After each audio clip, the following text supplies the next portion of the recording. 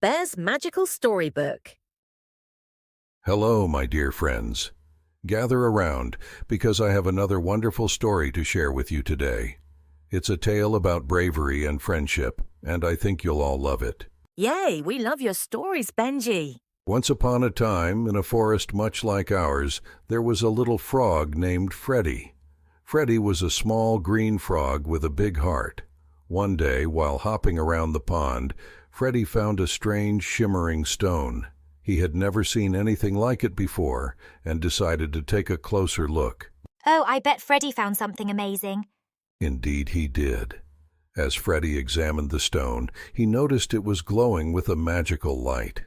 But just then, he heard a cry for help coming from the nearby reeds. What was happening, Benji? It was a tiny fish named Finn. Finn had gotten stuck in the reeds and couldn't swim back to his family. Freddie knew he had to help, so he carefully pushed aside the reeds and freed Finn, who was very grateful. How did Freddie help Finn? Freddie's strong little legs and quick thinking saved the day. Once Finn was free, he led Freddie to a secret part of the pond where the magical stone came from. It turned out that the stone had the power to grant one wish to anyone who showed true bravery and kindness. Wow, what did Freddie wish for? Freddie wished for the pond to always be a safe and happy place for all its inhabitants. And from that day on, the pond was filled with joy and laughter.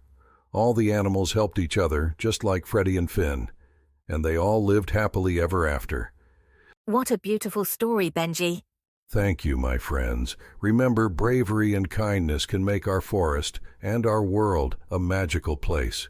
Now let's all go and enjoy the rest of this lovely evening together. Please like, subscribe, and share with all the kids.